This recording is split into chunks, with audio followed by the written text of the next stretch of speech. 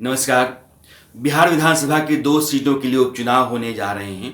30 तारीख को वोटिंग है, 2 नवंबर को काउंटिंग है और ये 2 सीटें दरभंगा में एक कुशेश्वर स्थान और मुंगेर में तारापुर। आज की तारीख में दोनों सीटें जेडीयू के पास हैं, लेकिन अगर दोनों सीटें जेडीयू के हाथ से या एनडीए के हाथ से निकल जाती हैं तो बिहार में सत्ता का समीकरण बिगड़ सकता है या आज जो सरकार है उसके ऊपर खतरा बढ़ सकता है। इस लिहाज से एनडीए और आरजेडी दोनों ने एड़ी चोटी का जोर लगा रखा है। ये 2 सीटें हैं, लेकिन मैंने कहा आपको कि इनके नतीजे बिहार में राजनीति और सत्ता दोनों को बहुत हद तक प्रभावित कर रहे हैं, इसलिए इनकी चर्चा बहुत ज्यादा है। ये दोनों चुनाव सुर्खियों में इसलिए भी हैं कि कई मायनों में ये नया है, कई लिहाज से कुछ चीजें इसमें नई हैं। पहली बात यह है कि लालू प्रसाद यादव अरसे बाद बाहर हैं जेल से और उन्होंने चुनाव की कमान अपने हाथ में ले रखी है। पिता और पुत्र दोनों ने पूरी ताकत झोंक रखी है कि नतीजा उनके हक में आए। दूसरी बात यह है कि नीतीश कुमार जो बिहार के मुख्यमंत्री हैं, उनकी साख का सवार ये दोनों सीटें हैं और लल्लन सिंह जिनको उन्होंने राष्ट्रीय अध्यक्ष बना दिया है, उनकी अध्यक्षता में, उनकी अगुवाई में ये पहली बार विधानसभा सीटों के चुनाव हो रहे हैं। इसलिए नीतीश कुमार ही नहीं बल्कि लल्लन सिंह की साख का भी सवाल है ये 2 सीटें।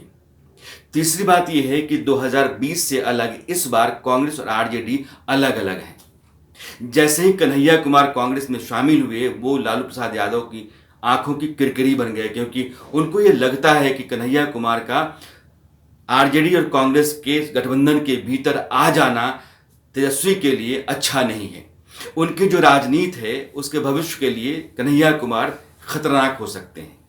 इसलिए उन्होंने ऐलान कर दिया कि इन दोनों सीटों पर आरजेडी अपना उम्मीदवार उतारेगी। पिछली बार कुशेश्वर स्थान से कांग्रेस का उम्मीदवार था जो नंबर 2 पर था और तारापुर से आरजेडी लड़ी थी, वह भी नंबर 2 पर उम्मीदवार रहा था।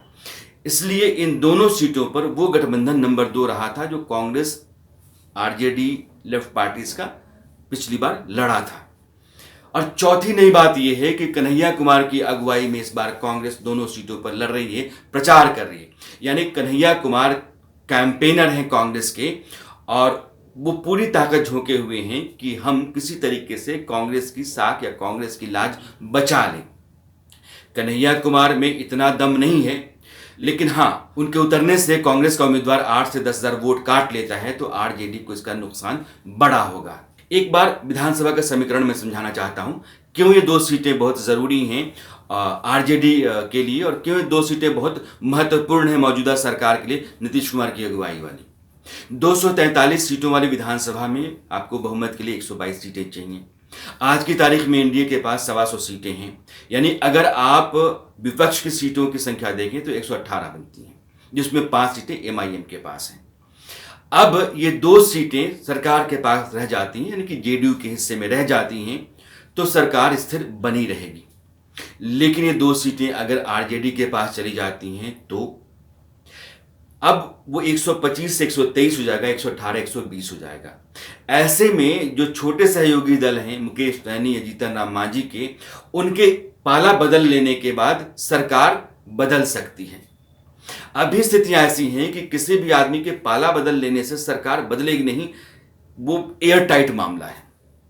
लेकिन इन 2 चुनावों के नतीजों के बदल जाने से सत्ता की स्थितियां बदल सकती हैं, इसलिए दोनों चुनाव बहुत महत्वपूर्ण हैं।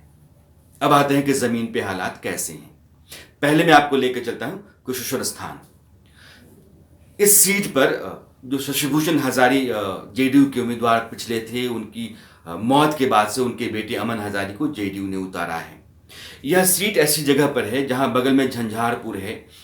झंझारपुर मधुबनी का एक इलाका है, संजय झा वहां से आते हैं, नीतीश कुमार के मंत्री हैं और इस इलाके में उन्होंने अच्छा खासा काम किया है।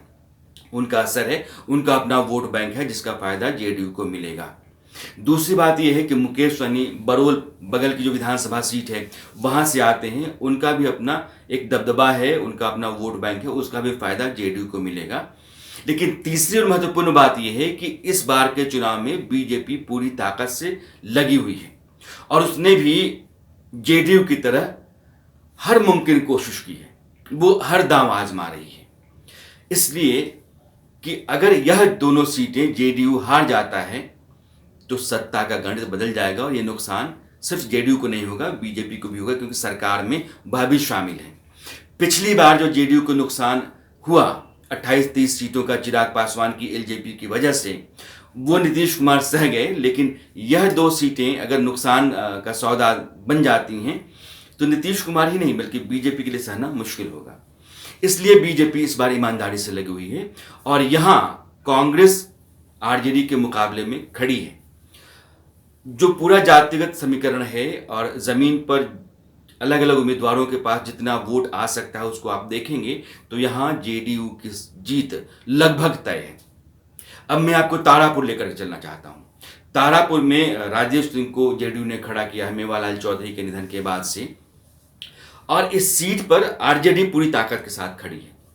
उसके पास वहां वोट है, लेकिन इस पर वैश्य, कुशवाहा, बनिया, मंडल, कोयरी, इन जातियों का वोट बैंक अच्छा खासा है और ये जेडीयू का परंपरागत वोट बैंक है। तो इस सीट पर भी कांग्रेस बहुत नुकसान दे सकती है आरजेडी को, और उसके चलते जेडीयू के पास एक एज है।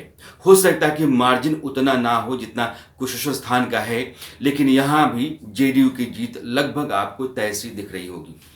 तो ये 2 सीटें नतीजे दोनों जेडीयू के पाले में जाते हुए से दिख रहे हैं, लेकिन दोनों तरफ से जोर आजमाइश पूरी है। नतीजों का इंतजार कीजिए।